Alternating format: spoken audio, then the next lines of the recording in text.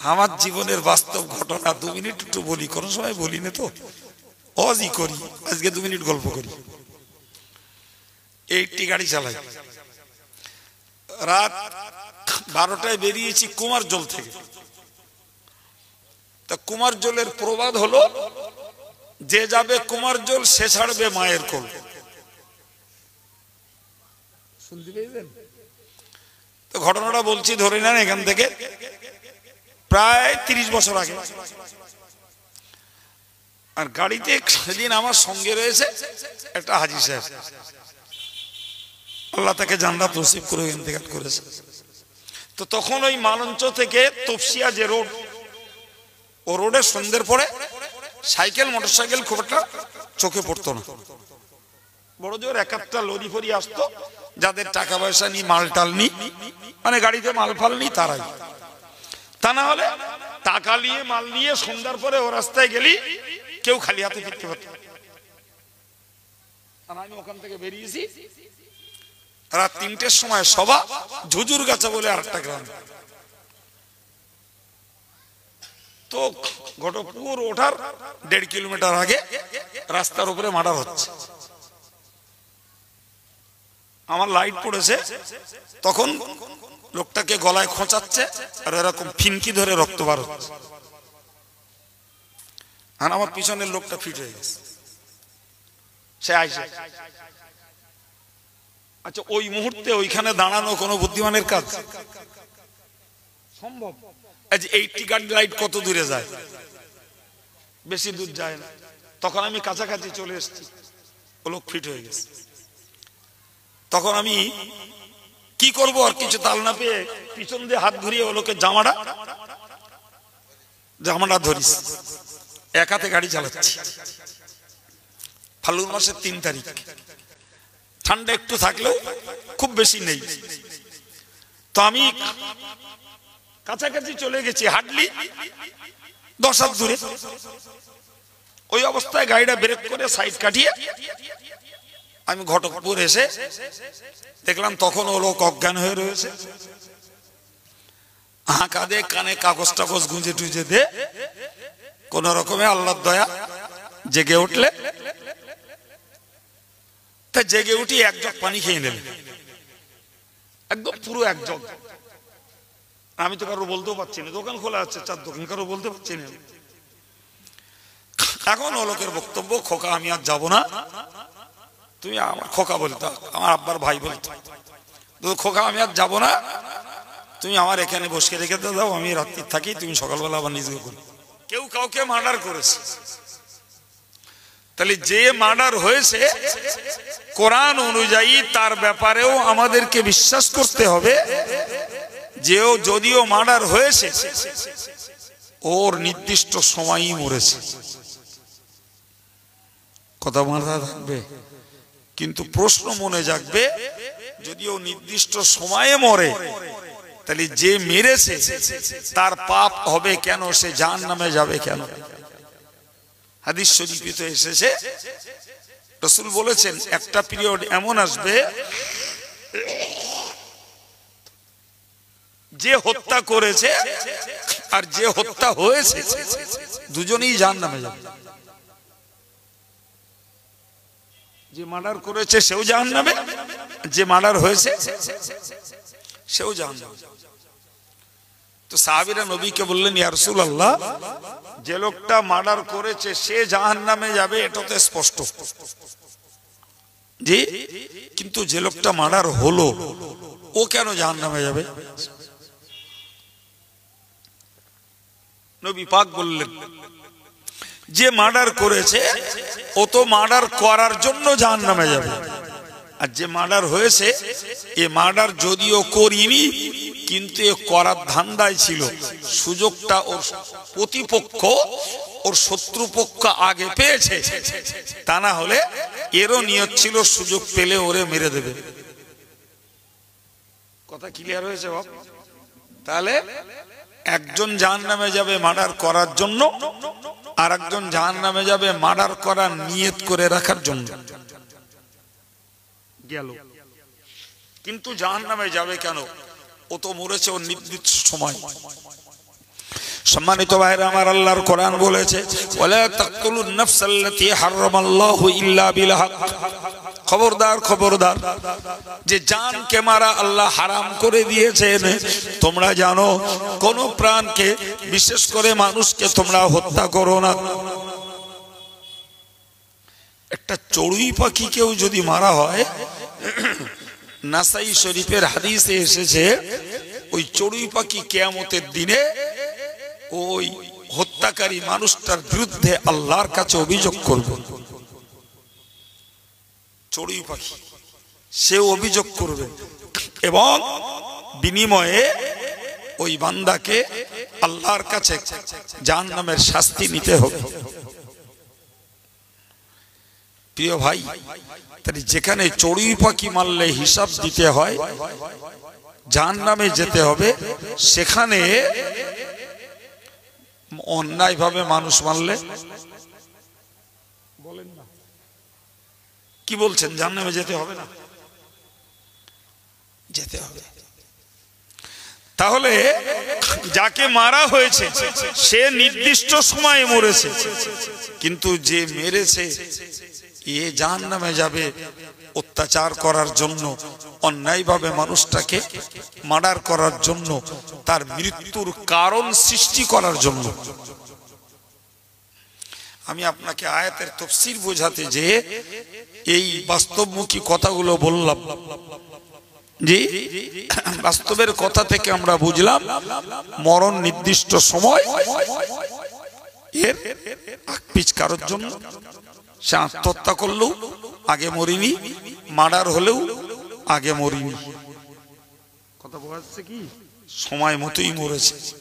ফলে আমাদেরকে মনে রাখতে হবে, মরণ যখন অনির্দিষ্ট সময়ে যখন তখন আসতে পারে, ফলে সজ্ঞানের পিরিয়ডটা আল্লাহর ইবাদতের ভিতর দিয়েই দুনিয়ার জীবনটা কাটানো বুদ্ধিমানের কাজ। সম্মানিত ভাইরা আমার, ভালো করে মনে রাখুন, আমি আপনাকে এই প্রসঙ্গে আরো একটু বলবো।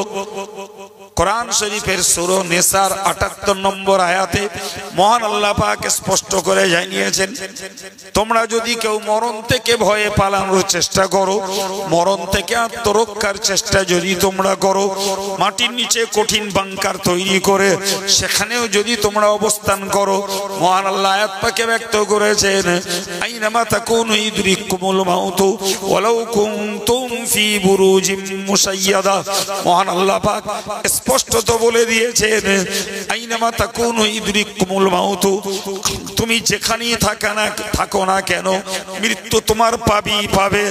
এমনকি তুমি কঠিন মজবুত কক্ষে যদি অবস্থান করো, সেখানেও মৃত্যু যে তোমাকে পাকড়াও করবে। করোনার পিরিয়ডে, করোনার ভয়েতে অনেক মানুষ বলো কাঁচের ঘেরা ঘরের মধ্যে থেকেছে, চোখ দুটি ছাড়া গোটা বডিটাই ঢেকে ফেলেছে। সে কি বলতো, কি কিটস দিয়ে টোটাল বডি ঢাকা, চোখ দুটো বুড়বুড় করছে।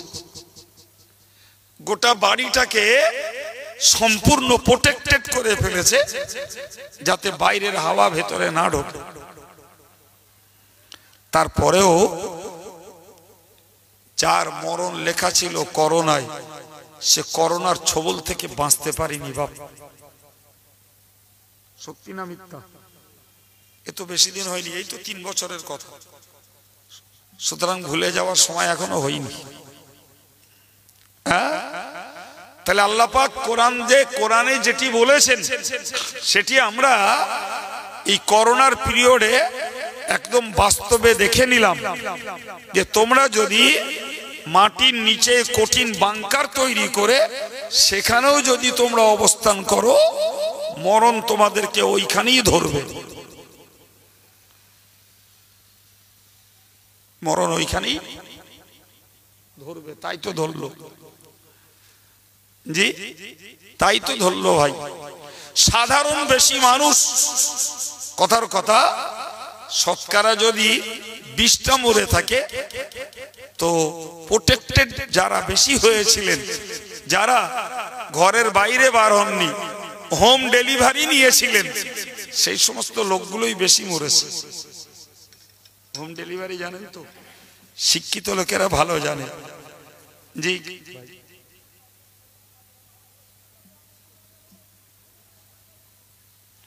শিক্ষিত লোকেরা ভালো জানেন হোম ডেলিভারি মানে বাজারে যায়নি করোনার ভয়, হ্যালো করেছে, মাছ গোশ সবজি যাই লেগেছে সব বাড়ি বয়ে দিয়ে গেছে। আর উপরতে নিচে লাভিনি বলো ভাই, কত বাড়িতে যে দড়িতে প্যাকেট ঝুলিয়ে দেখিছি।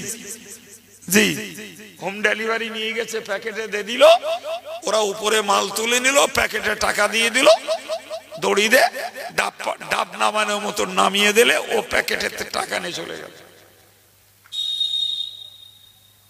তাহলে কোরআনের আয়াতের সত্যতা প্রমাণ হয়েছে। তুমি যতই কঠিন বাংকারের নিচে অবস্থান করো, বরং তোমার সময় হলে হবেই হবে বাবা। আমি কখনো বলেছি, আপনাদের মনে পড়তে পারে, আর ছেলেগুলোর হয়তো না শোনা থাকতে পারে, যে একটা কথা আমাদের দেশে প্রচলিত আছে যে সাবধানের মার নেই। আছে না প্রচলিত? কথাটা বলো ভুল কথা বল, আদৌ ঠিক কথা না, বরং উল্টো কথাটা ঠিক, মারির সাবধানতা নেই। কথাটা বোঝাতে পেরেছি? সাবধানের মার নেই, ওইটা ভুল কথা। কোন লোক যেই পারে হোক, বাড়ির থেকে বার হলে তার প্রিয়জনেরা সবাই তাকে সাবধান করে দেয়। বয়স্ক আব্বাটা গেলেও ছেলেটা বলে, আব্বা সাবধানে গাড়ি ঘোড়ায় উঠো। ছেলেটা গেলে আব্বা মা বলে দেয়, বাবা রাস্তাঘাটে দেখে শুনে চলিস। হ্যাঁ না বলেন না বাবা? এটাই তো সাবধানতা। তারপরেও তো অ্যাক্সিডেন্টে স্পট ডেথের খবর এমন কোন দিন নেই যে রিপোর্ট নিলে 2-4টে পাওয়া যায় না। হসপিটালে গেলেই অ্যাক্সিডেন্টে মৃত্যুর খবর আছে। তো ওরা কি কেউ গাড়ির তলায় পড়ার জন্য গিল? বলেন বাবু, কেউ গিল যে আমি যাচ্ছি গিয়ে অ্যাক্সিডেন্ট করে হসপিটালে গিয়ে শুয়ে থাকবো, বাড়িতে খাবার বয়ে বয়ে লে যাবে আর বসে বসে খাবো, এরম নিয়ে থেকেও রাস্তায় ওঠে? সুতরাং ছেলেরা মনে রাখতে হবে, মায়েরা মনে রাখতে হবে, সাবধানের মার নেই, এই কথাটি চরম ভুল কথা। বরং মার যার নসিবে আছে, মারির সাবধানতা কোনো প্রকারে হবে না বাবা। মার যার নসিবে আছে ও শত সাবধানতা অবলম্বন করবে, মার তার নসিবে যথারীতি জুটে যাবে।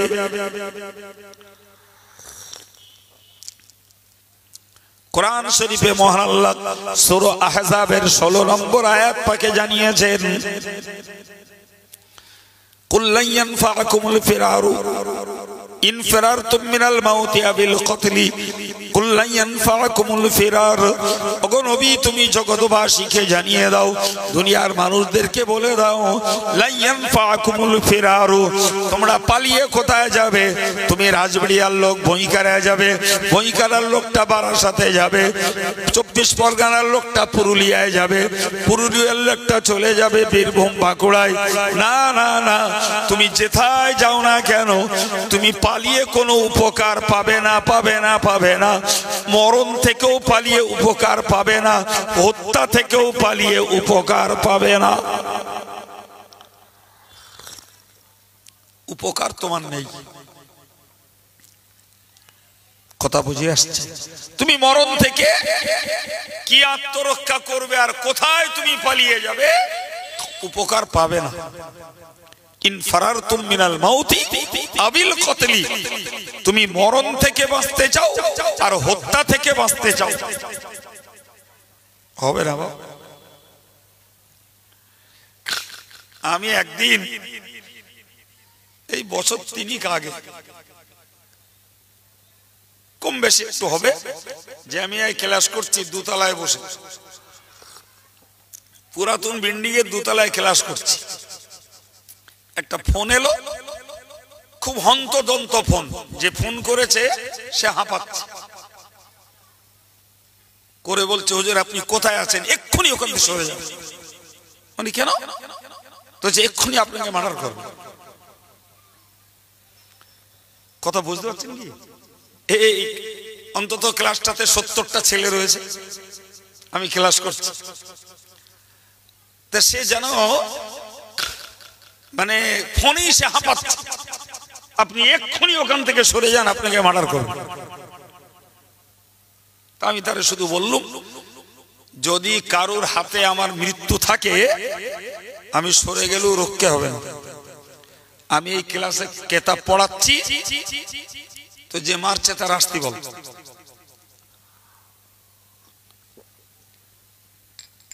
ঠিক বলেছি না ভুল বলেছি?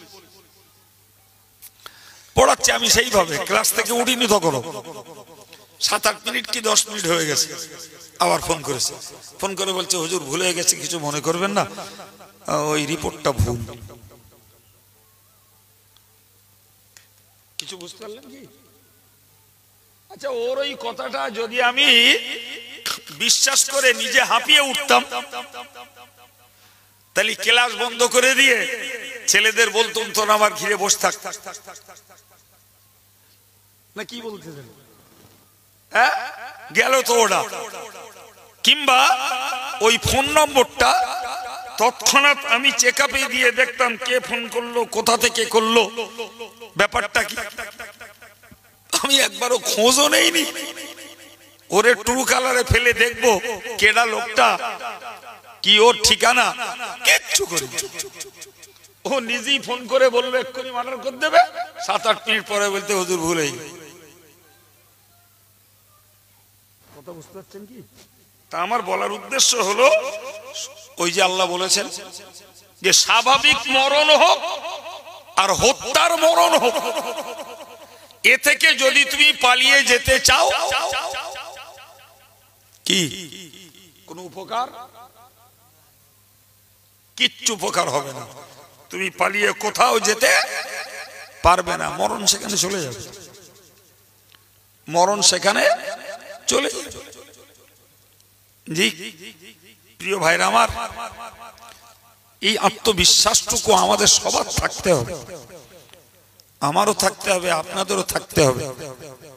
সাবধানের মার নেই এ কথাটা ভুল, বরং মারির সাবধানতা নেই এটাই ঠিক।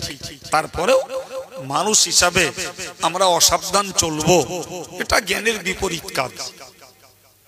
মানুষ আমি, জ্ঞান আছে, বুঝ আছে, ফলে আমি ইচ্ছাকৃত অসাবধান চলবো, এটিও কোরআনের হুকুমের বিরোধী, বাইরে। কোরআন বলেছে খুযু হিজরাকুম, আমার আল্লাহ বলেছেন খুযু হিজরাকুম, তোমরা সাবধানতা অবলম্বন করো, সতর্কতা তোমরা অবলম্বন করো।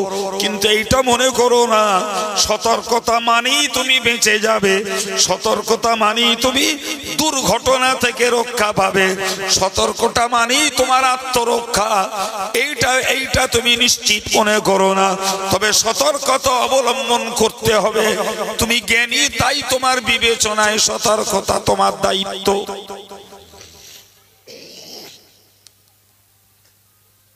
কি কথাটা জ্ঞানের কথা, সতর্ক হও, এটা তুমি জ্ঞানী, ওটা তোমার ডিউটি। কিন্তু সতর্কতা মানে আত্মরক্ষা, জীবন রক্ষা নয়, এটা নয়। সম্মানিত ভাইরা আমার, কোরআন শরীফের সূরা জুমার 8 নম্বর আয়াত পাকে আল্লাহ জানিয়েছেন, কুল ইন্নাল মাউতাল্লাযী তাফিরুনা মিনহু। আমার আল্লাহ নবীকে বললেন, কুল, ওগো নবী তুমি বলো, ইন্নাল মাউতাল্লাযী তাফিরুনা মিনহু, ওই সেই মরণ যে মরণটাকে তোমরা ভয়ে পালিয়ে যাওয়ার চেষ্টা করো, ওই মরণ যেটা থেকে তোমরা সবাই কি করো, ভয়ে পালিয়ে যাওয়ার। বলেন না কেটা করে না, সবাই, আমিও করি, সবাই করি।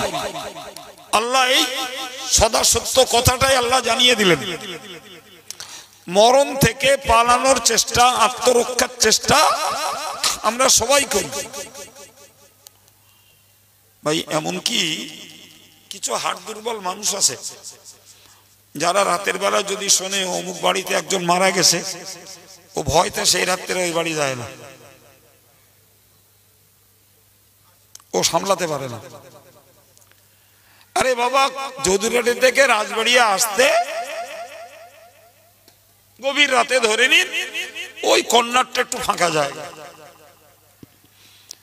জি শুনিনি কোনোদিন, আল্লাহ ঘটাননি, আল্লাহ না ঘটান, এখন ধরে না ওখানে একটা মার্ডার হয়েছে, গভীর রাত্রিরে ওখানে একটা মার্ডার হয়েছে।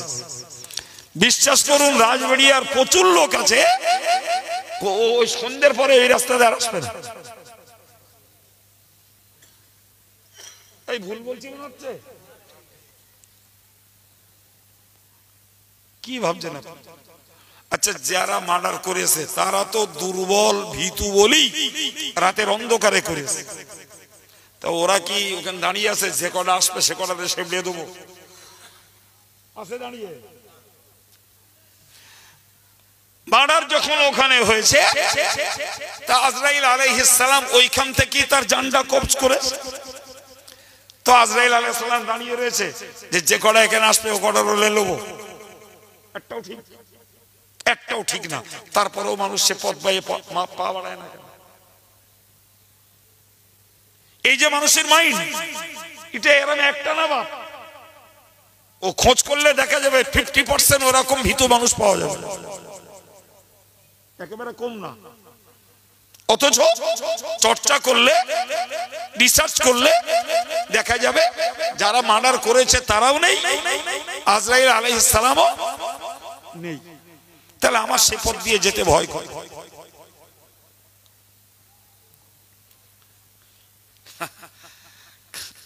আমার জীবনের বাস্তব ঘটনা 2 মিনিট একটু বলি, কোন সময় বলি না তো, অজি করি, আজকে 2 মিনিট গল্প করি। 80 গাড়ি চালাই, রাত 12টায় বেরিয়েছি কুমারজল থেকে। তা কুমারজলের প্রবাদ হলো, যে যাবে কুমারজল সে ছাড়বে মায়ের কোল। শুনতে পেয়েছেন তো? ঘটনাটা বলছি, ধরে নেন এখান থেকে প্রায় 30 বছর আগে। আর গাড়িতে সেদিন আমার সঙ্গে রয়েছে একটা হাজী সাহেব, আল্লাহ তাকে জান্নাত নসিব করে ইন্তেকাল করেছে। তো তখন ওই মালঞ্চ থেকে তপসিয়া যে রোড, ও রোডে সন্ধ্যের পরে সাইকেল মোটরসাইকেল খুব একটা চোখে পড়তো না। বড় জোর এক একটা লরি ফরি আসতো, যাদের টাকা পয়সা নি, মাল টাল নি, মানে গাড়িতে মাল ফাল নি তারাই। তা না হলে টাকা নিয়ে মাল নিয়ে সন্ধ্যার পরে ও রাস্তায় গেলি কেউ খালি হাতে ফিরতে পারত।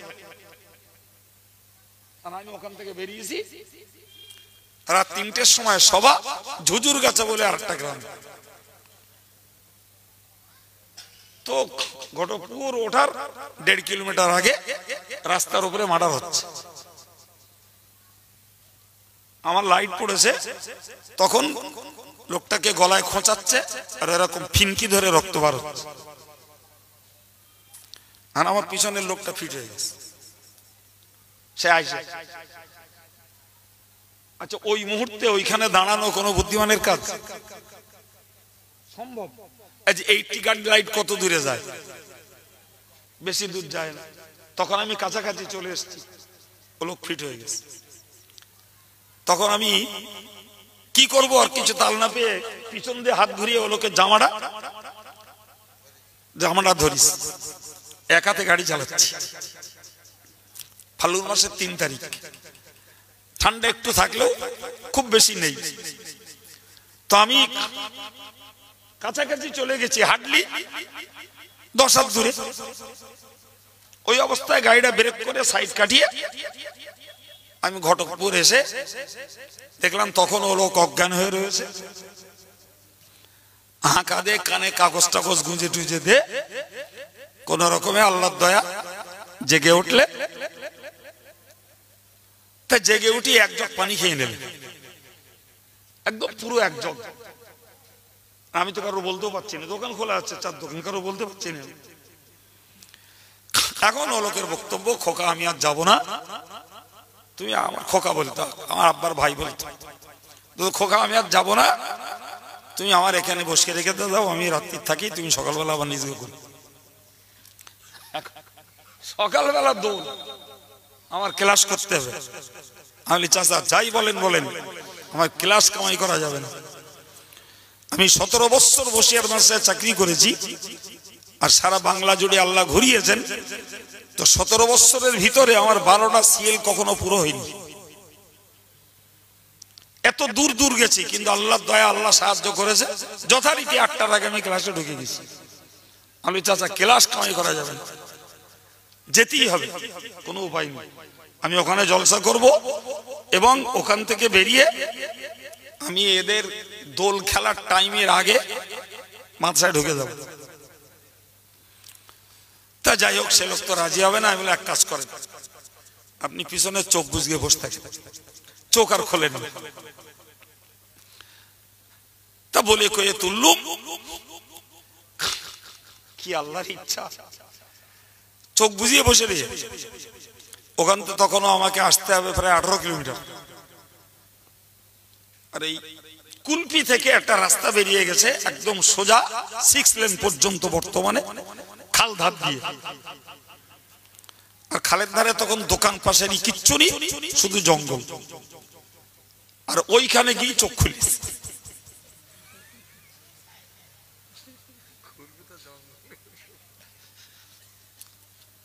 চোখ খুলে বলছে, আচ্ছা খোকা, হয় তুমি আমার লাভিয়ে দাও, না আমি লাভ মারবো।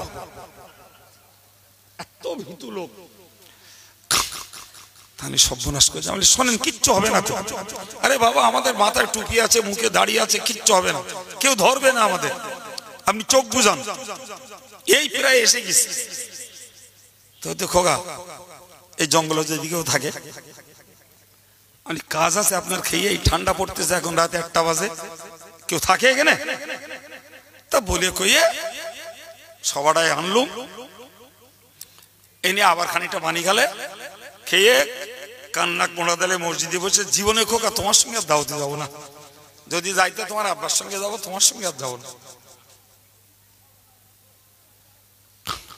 তা আমি কথাটাকে এই জন্যই বললাম যে হাড় দুর্বল মানুষ মরণের কথা শুনলে সেখানে যেতে ভয় পায়। আবার যাদের আল্লাহ সাহস দিয়েছে, আল্লাহর ভরসা আছে, তারা হয়তো ওভারকাম করতে পারে, কাটিয়ে উঠতে পারে। তো কোরআন বলছে, ইন্নাল মাউতাল্লাযী তাফিরুনা মিনহু, যে মরণ থেকে তোমরা ভয়ে পালিয়ে যাও। আল্লাহর বক্তব্য, ফাইন্নাহু মুলাকীকুম, ও মরণ তোমাকে সাক্ষাৎ করবে, ও তোমার সঙ্গে সাক্ষাৎ করবে। তুমি কোথায় যাবে?